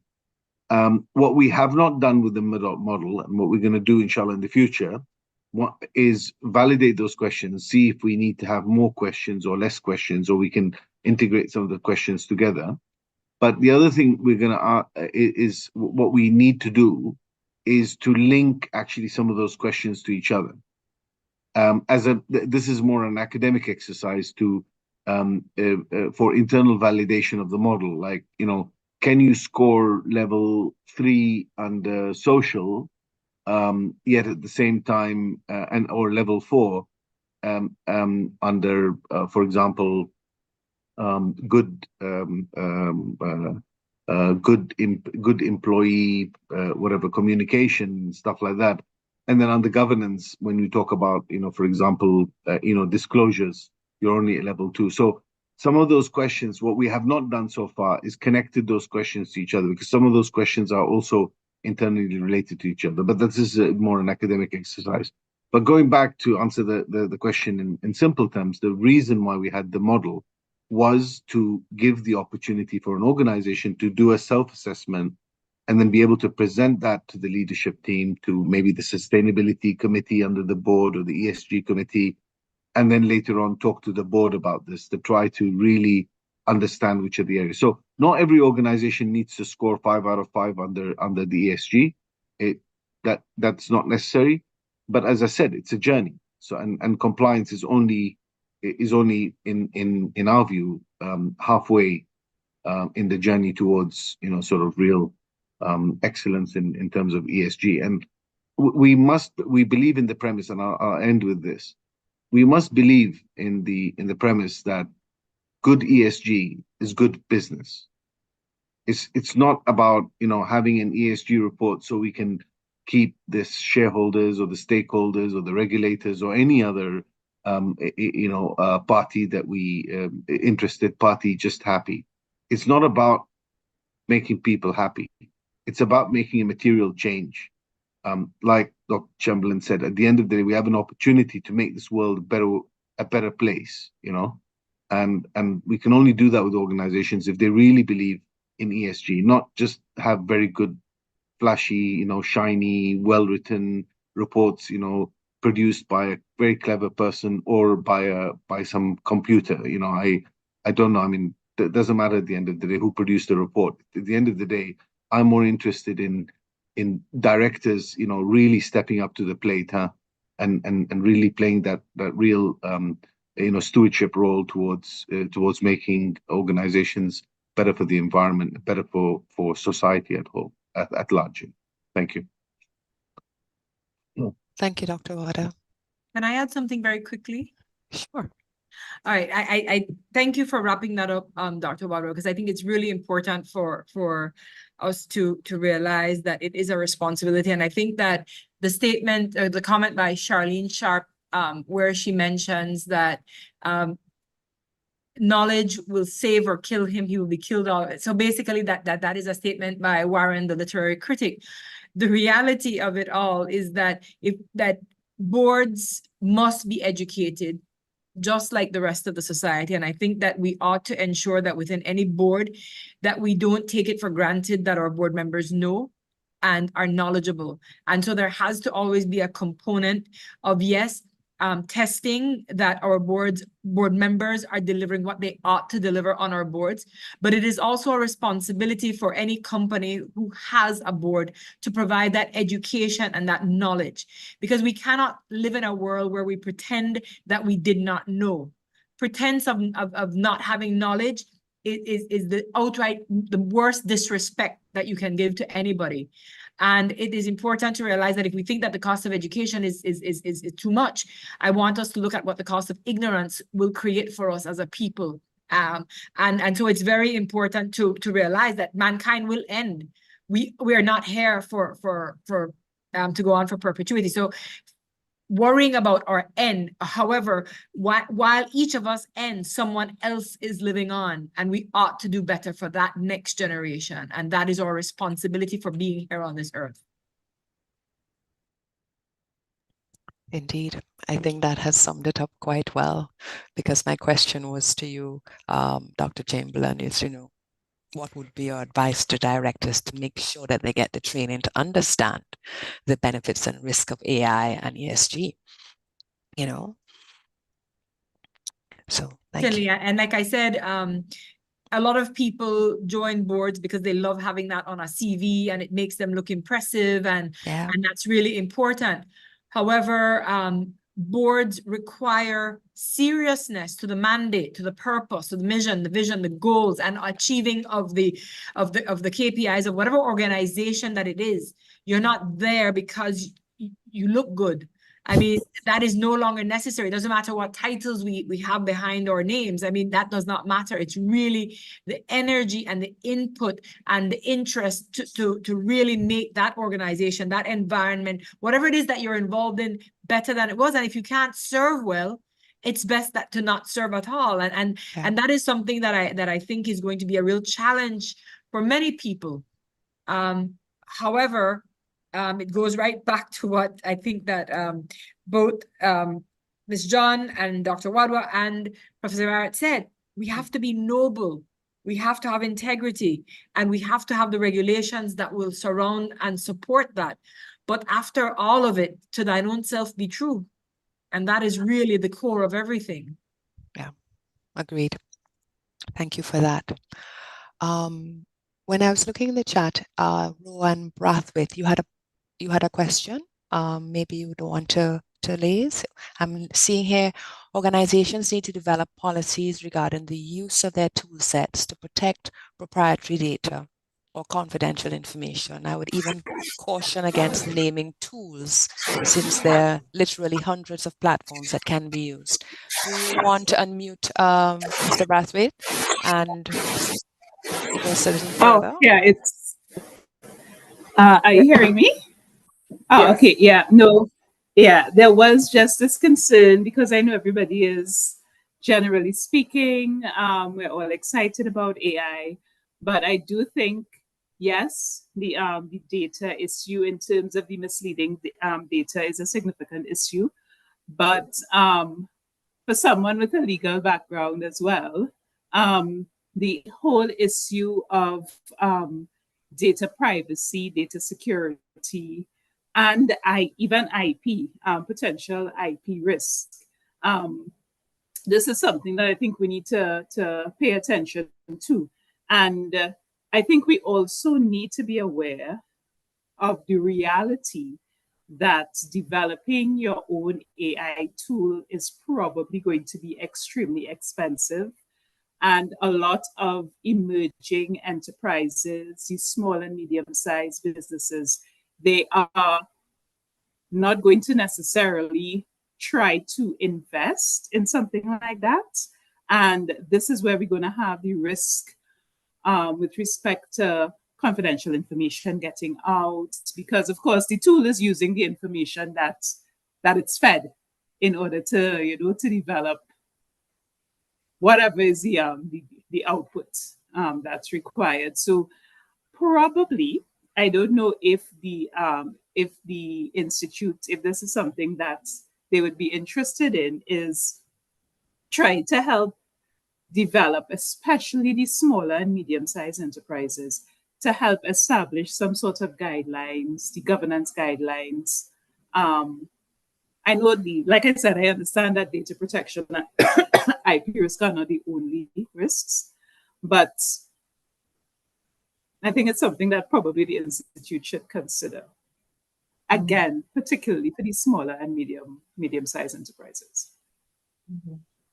Yeah, thank you for that, Rowan. I would share that CCGI at the moment is, we've collaborated with the Trinidad and Tobago Chamber of Industry and Commerce, as well as the Trinidad and Tobago Stock Exchange, and currently in that consultation process to draft a new corporate governance code for Trinidad and Tobago. That would be our first step, I think, that there be some general guidelines. But clearly, from discussions such as these, we would recognize that there is also need for us to provide additional guidelines in certain key areas. So thank you for that suggestion. And I would ask you to follow up with us as well. Make sure that we don't, lose track of some of these really key things that especially these SMEs need, because it can easily just get lost in everything else that we do. So I really appreciate that, Rowan. Yeah, sure, no problem. Tracy, if I may ask, please, I just still continue to find this point that Dr. Waddah made to be extremely important for us to unpack, because it's really valid. And then how do we how do we chart this course now? So directors really are unaware of a lot of the risks and dangers in some of the things that we are doing. And a lot of it is because it's still an evolving area. Professor Garratt, it would be useful to hear your thoughts on this, because I know one of the areas that you consider that the directors are not serious enough as it is about their responsibilities and to be accountable. And as Dr. Waddah is now suggesting, how do you then even keep them accountable when it's not areas that they even understand? So this is a real dilemma we need to take on, fully, to ensure that we take charge of what's happening, as opposed to allowing it to evolve in a way that we are then unhappy when we look back 10, 15 years from now. As he said, Boeing didn't start with the present leaders. This was 10, 15 years ago that those seeds were planted. So, Professor Garratt,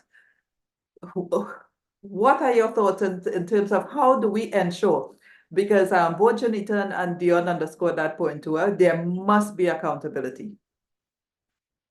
How on earth do I answer that question?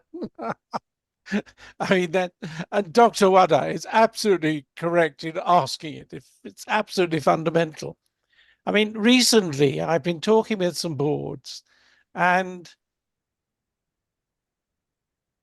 I'll come back to what's behind my thinking, but what I've been saying is something very simple, I hope, which is it is not unlawful for a business to fail as long as it does it honestly.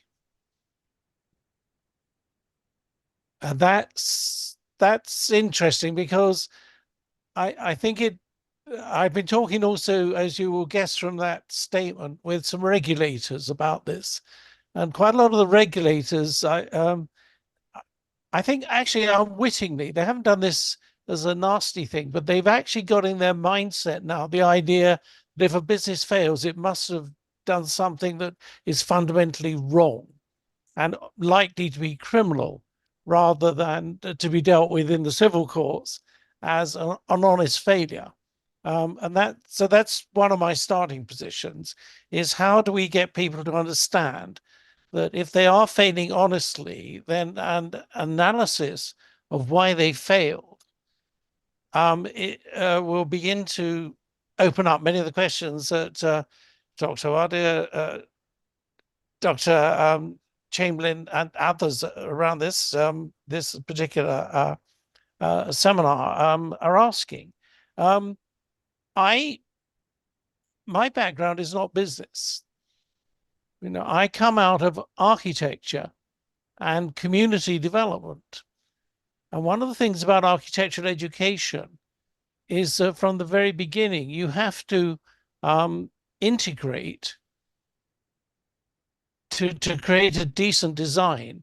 You have to integrate the arts, science, business, etc. You can't just knock off a simple building which doesn't integrate all those elements. And if you go back again historically, if you look at some of the early teachers of architecture, like people like Vitruvius, Vitruvius particularly said a decent design, and I'm taking this as design of the organization as well as design of building, a decent design has to have firmness. It has to be rooted in reality. It has to have firmness. It has to have commodity, which means that it has to work. It has to do what it says it's going to do. But then he says you have to have firmness, commodity, and delight. That people have really got to enjoy the use of what it is you're doing. And when I've been talking to boards of directors, I sometimes use that, because what I'm saying to them is the way the world has changed, particularly in the last 10 years, most of you have come out of a single discipline. It's very unusual to find a director that has 2 disciplines. It's almost unique to find someone who has 3. And so most of them, to be honest, are running scared. because they have this accountability, they have this huge responsibility, but their single discipline just can't cope. And I'm trying to work with them on how to develop not necessarily new disciplines and bolt them on the end, but how do you develop your style of thinking and your style of decision taking, which means by definition, your style of risk taking in a way that's fit for the future. And I don't have a simple answer to that. But what I do know is that coming out of the world of Professor Reg Revans and the world of action learning, 60 years ago, he was talking about the difference between puzzles. He's a mathematician, a statistician. He was talking about the difference between puzzles and problems. And his argument was that a puzzle contains the solution within the statement of the issue. It may be fiendishly complex. It may be really very, very difficult indeed. And that's where AI can have a huge impact. But a problem, there is no single answer because the problem is bounded by your values in the way you actually make the statement of the issue. And I think at the moment, most of us are still thinking, if only AI, for example, could solve the puzzle, we've cracked the board issues. And I'm working on the idea that if only we could learn how to actually better state our problems, we may have a way of beginning to work towards what Dr. Waddah was encouraging us to do. Does that make any sense at all? Yes. Because I'm still testing this. Yes. No. I absolutely love it. You know, especially as you unpacked it there in terms of really the value system we bring forward. It's going to influence the way we think and therefore the way we act. Yes. Yeah. And Kamla, I think important to add there, and I've shared this with CCGI as well, individuals and sessions before. What's important is that the point that Prof. Garratt made is that nobody's going to have those holistic disciplines sitting around in one. So I know I speak about the concept of innate intelligence, and we talk about your IQ and how intelligent you are and how you measured on that at school. When you get into the corporate world, you get measured on your EQ and how your mind is working with emotions. But the bigger one for me now is the aspects around CQ, AQ, and TQ.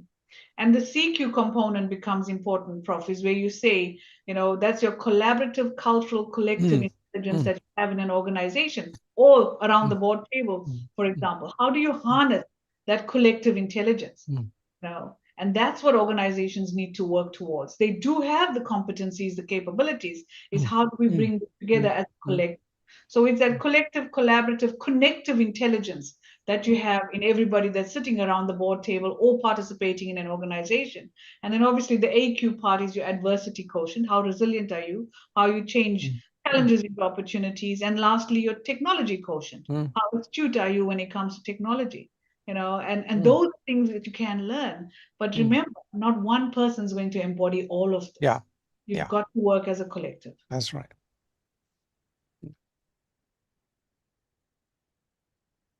If I can just add, and thank you very much for that, Professor Garratt and Mr. John. I think, I think you're right. I think the role of boards is changing, and I just want to go back to something that I said in my opening sort of few words. You know, my real concern today is even, and I say this as a chartered director who has, you know, sort of gone through the whole training and got about 14 years of experience and sitting on various different boards, private on stock companies and industry forum boards and not NGOs. And you know, I find this whole this whole notion where we started saying, well, we put directors on boards and these directors have, you know, have to be held somewhat accountable. Now, remember, I do come from a slightly different background because I come from an HSC background, and you know, decisions made wrong in time, like for example, delaying a maintenance on a for example, on a certain asset, which ends up blowing up and killing 5 people, or not proper quality control on a plane, and then the door blows up, or not sorting out a ship properly, and then this ferry ends up sinking and killing 150 people. These are decisions which are made in time. I know these decisions are made in boardrooms, right, to delay maintenance, or go for something which is cheaper, or try to go for the lowest bidder contractor. And these decisions are made. Now we can always argue that did the board make this decision in the best interest of the company by going for the lowest bidder, yeah? And was the lowest bidder really complying in terms of the quality and things like that? And these are I just want to explain this context, that the world that I live in, yeah, where we see a lot of incidents happening, and when you really track it back, you can go back and you can see that the root of the root, not the root cause of the issue of the management failure, but the root of not the management. I learned many years ago that the top of the organization is not the CEO and their team. It's actually the board of directors who direct the CEO. And if the CEO keeps on pushing back too much with the directors, it sort of limits their career, yeah, or their tenure as CEOs. That's the reality. And this ends up, costing lives. I mean, I'll be very careful here and say about Boeing, for example. But if you see a lot of them, read some of the reports and read some of what's going on, and if you've watched the movie on Netflix on Downfall, it sort of explains that this didn't happen over 1 year or 2 years. This is about 10 years in the making. And now it's going to be very difficult to reverse. And it's such a large organization. And maybe Professor Bob, you might want to comment on this, because you remember when the banking system failed, and then it was sort of bailed out, and then the directors ended up getting paid bonuses regardless of the fact that a lot of people lost their houses and stuff like that. And, and it was all this thing about too big to fail. I mean, Boeing is too big to fail, honestly. So, I don't know where does this, this whole issue. I think it's a very big issue. I don't think that there's a easy answer. There must be something that we do. And I really do appreciate Mrs. John's comments about, yes, it requires, more technology, understanding collaboration, understanding a discussion, because it's the collective decision from the board which we should be looking at. It's not the individual directors, but they need to work as a team. And how do we do that? So I don't know, maybe your comments on too big to fail, Professor Garratt. I'd be very interested to hear that.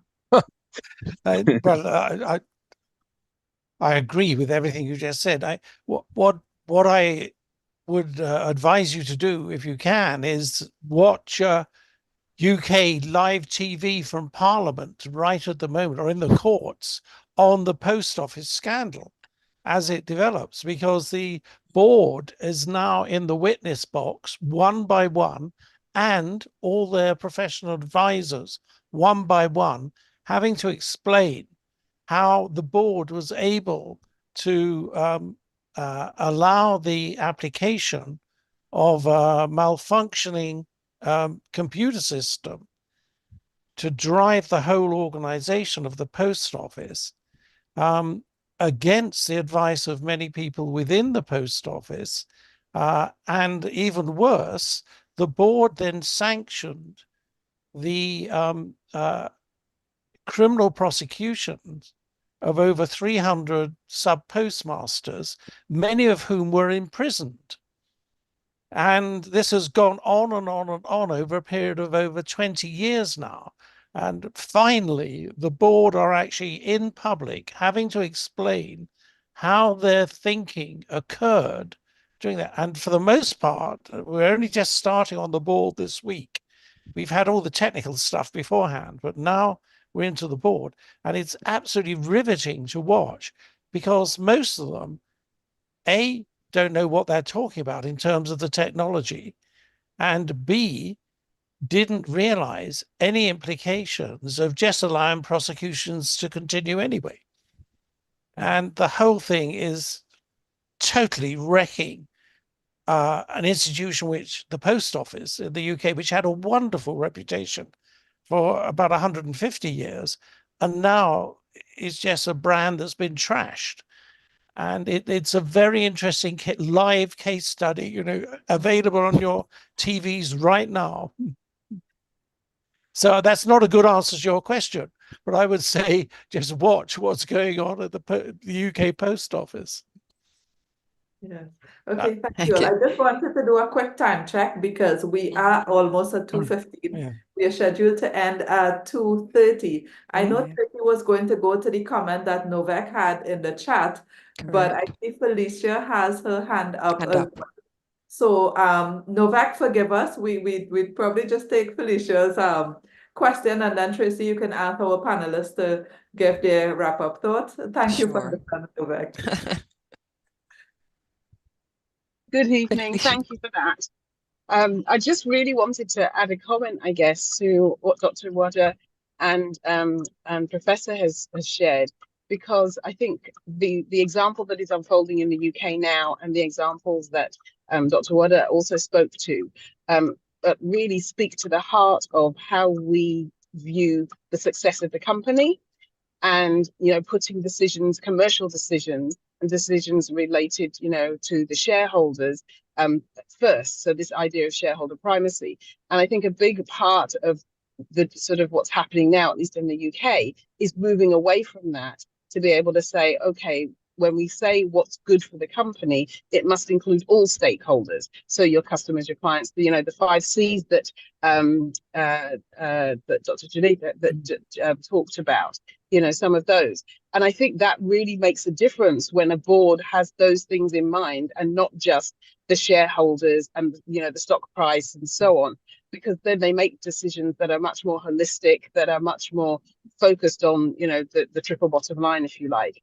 And here in the UK, as I said, there's quite a movement towards that with respect to something called the Better Business Act, where they want to, if you like, make much more explicit in our Company Act this notion that the success of the company, which the directors have to have cognizance to in making their decisions, isn't just about the shareholders, but is actually about all the stakeholders.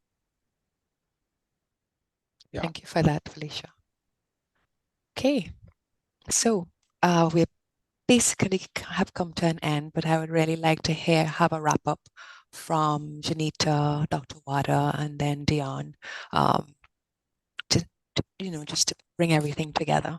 So, Jenitha? But I think we've handled a lot today. It's as we say, it's a very thought-provoking discussion. It can no longer be just discussions. There needs to be action. There needs to be action around the table in terms of what ESG means for our organization, understanding the merits, the demerits, understanding the roadmap, understanding the regulations around ESG and AI, how these two are intertwined, how they contribute to the business model. And I know boards somehow become a lot more subdued, especially if it is not written into national legislation around these particular aspects. So they look to regulation to kind of inform their actions as well. So very important for countries to consider in terms of their regulations, how to put these things into play. But also boards need to be cognizant that consultants are there coming in cap in hand, like Dr. Waddah said earlier, you know, they do compliance checking rather than actually understanding the intricacies of an organization and what needs to be done and how to steer the path going forward.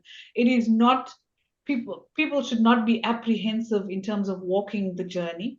It is doing the right thing. It's about good governance. It's about leaving legacies for future generations. So I think, you know, it's quite important, like I mentioned when I opened up, that these are pivotal topics. It's imperative for boards to have on the agenda. And it is about the blended value proposition. It does not stand in silos. So it's how do we harness the collective energy and wisdom that we have in organizations to bring this to the fore and give organizations that competitive advantage. Thank you. Thanks for having me. And it's really been wonderful being part of this. Thank you. Thank you, Jenitha. Dr. Waddah? You know, I've really enjoyed this session. Honestly, I really want to thank the Caribbean Corporate Governance Institute, and I think, you know, really well done to the whole thing. I really want to thank you very much for involving us. This has been, you know, it's 10:30 nearly here in Dubai at night, and I started my day today at about 6:30 in the morning, and I had a breakfast meeting at 8. So I've been working for about some 14, 16 hours. But I found this session so energizing that I still have the energy. So I'll take a minute to sort of give some closing remarks. I think one area, I think ESG has been very good. I'm nearly empathetic to the anti-ESG, anti-AI movement, in the sense that, because I think it's just too much and too fast, and people are not being able to comprehend. So, but what we need to do is we need to embrace it. And I think, like my fellow speakers have said today, that we need to embrace it, but we need to embrace it and put in the right kind of the checks and balances in order to really get the most out of what we can. Secondly, I think the role of institutes and the role of training really needs to address this. I mean, it's good for us to talk about this, and I think Jenitha is very right. I mean, we need to have a roadmap ahead on how we can really make change. I think the first port of call is the actual directed development programs and the director literature and the director, what we're telling directors and what we're getting directors to do. I think there was a comment in here about the ESG maturity and how that should be integrated into board evaluations. I'm not an expert on board evaluations, but the idea sounds really quite attractive as well. So that's something that we can put in, because if we put that into the board evaluation, what gets measured gets managed, and what gets managed properly gets governed, hopefully properly. Notwithstanding, obviously, the post office scandal, after 150 years, and thinking that we're managing things all good for 150 years, and then suddenly we discovered the last 20 years that people didn't really were governing what was being managed. So and I think in terms of understanding AI, ESG, I think we shouldn't look today.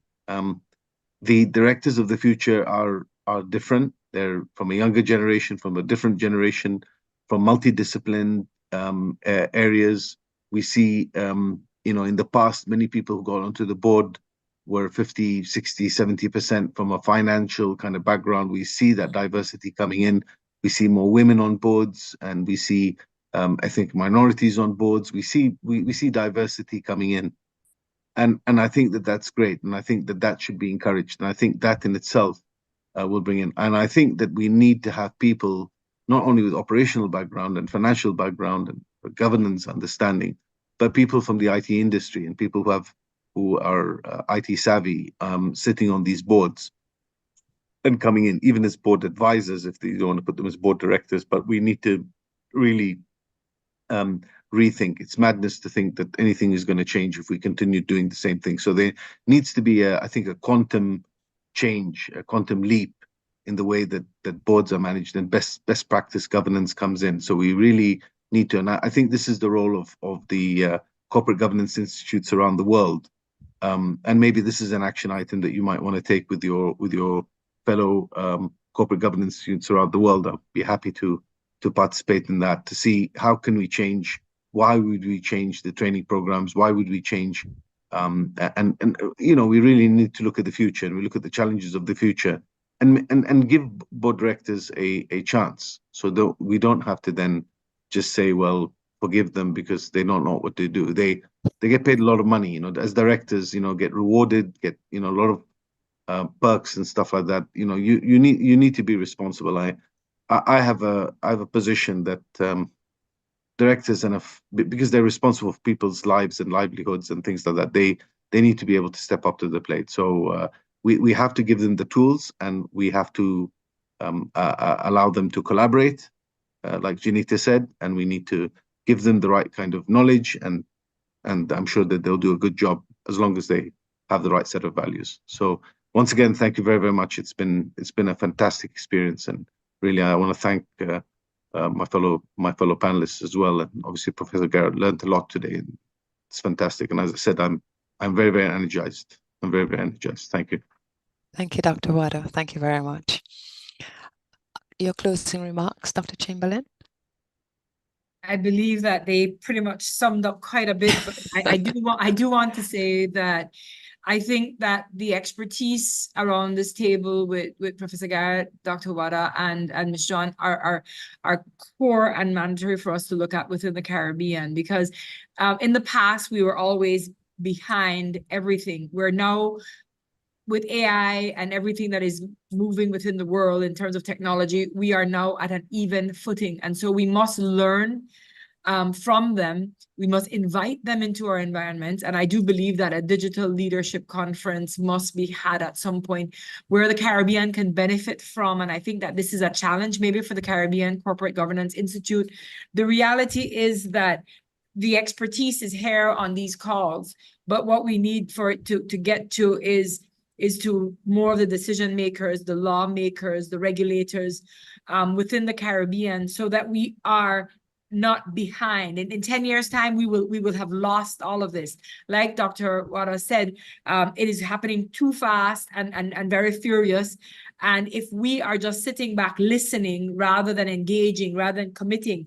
And so I really love the part about having that technological quotient that Ms. John mentioned, adversity quotient or collective and collaborative quotient. And I'm really excited, and I do want to participate in that emotional intelligence portion that you're planning soon, Kamla. But the reality is that we all have to come down to the basic understanding that if we are taking space upon this earth, we need to pay for it. We need to pay for our oxygen. And our fiduciary and collective responsibilities, not only as boards, but as citizens, as humans, need to take effect. But I take this opportunity to beg and ask for both of you, and all of you in the panel, to really look at the Caribbean and commit to us in reference to sharing and helping us to stay on track, and hope that enthuses and encourages and energizes you all more, because we do need you. And I'd love to be able to connect with you all out of these forums so we can see what we can do for our individual and respective countries in the Caribbean. Very well said. Thank you so much, Dr. Chamberlain. For me, it has been such a rewarding conference to be among such esteemed speakers. I've learned quite a bit. So I will now hand over. And so I say thank you to Kamla and CCGI and Prof. Garratt. And I'll now hand over to Kamla. Thank you, Tracy. And Tracy, I wanted to also thank you. I also want to thank Dr. Waddah, Jenitha, Dionne, and of course, Professor Garratt. You know, you guys are what makes the difference. And I understand the challenge that's being presented to us. We too have a very serious responsibility as governance institutes. That's our purpose. The reason we exist is to help directors to better understand their role and function so that they in turn can make better decisions in guiding their organizations. It's been important for us, however, to build a reputation that would allow directors to feel that it's worthwhile to listen to us. And what each of you have contributed today is so significant in helping us on that road. So I cannot thank you all enough for the amazing contribution each of you have made. Not just today, I would say Jenitha has been really awesome in sharing of her knowledge with us at CCGI so that the entire region can benefit from a lot of what she has done. Since I've connected with Dionne out of Belize, it's been such a pleasure to have her come and share her thoughts and the experiences about what's happening in Belize and help us in the wider region to be able to learn and grow as well with her. Dr. Waddah, I can tell you we have a significant relationship with the BDI out of GCC. Jane Valls was an amazing, amazing woman. We have connected with John Gollifer now, also again through Professor Garratt, who apparently has some roots here in the Caribbean. His grandparents, his grandmother, I think, is from Guyana. And so we intend to continue this relationship. I really appreciate so many of the insightful thoughts you brought on the table here today. Yet it's important for all of us to have this measure of introspection as well, so that we can develop the discernment and how to really make decisions and move forward in these very complex environments where you can't be sure what the right action may be. And Jenitha, Professor Garratt started today by asking that these now be moved into that action stage, that our conversations not just remain these discussions that we have on the forum, but for us to find ways to capture it so that we can continue the conversation, so we can unpack some of these issues that would allow us to be able to make better decisions. And so I look forward to all of you continuing to be a part of this journey with us, because it helps. It truly helps when we come back to the core. And I like how Dr. Waddah had said that. He said, the root of the root. You know, what really is that base that's going to enable us to be able to make better decisions? That's our value system. The core foundation that gives us the frame in which we view the world, and therefore the decisions we make. Thank you all so very much. We are exactly at 2:30 on the dot now. So I want to thank all of our participants as well, who had set aside their time and made sure to be present and join us and engage in the conversation today. We look forward to having all of you become members of CCGI, those of you who are not yet members, because together we are stronger. Together we can do so much more. So thank you all so much. Have a wonderful evening. Dr. Waddah, have a good rest. I am so happy Thank that you very you much. enjoyed today and you're not too tired after all that No, work. I'm energized. I'm energized. No, thank you very much. No. Inshallah. Yes. Thank you. Thank you. Thank you. Thank Thank you. you. God Thank bless. you, Kamla. Take care. Yes. Thank you, Professor Garratt. Okay. Okay. Bye, Bye. everyone. Bye. Bye. Bye.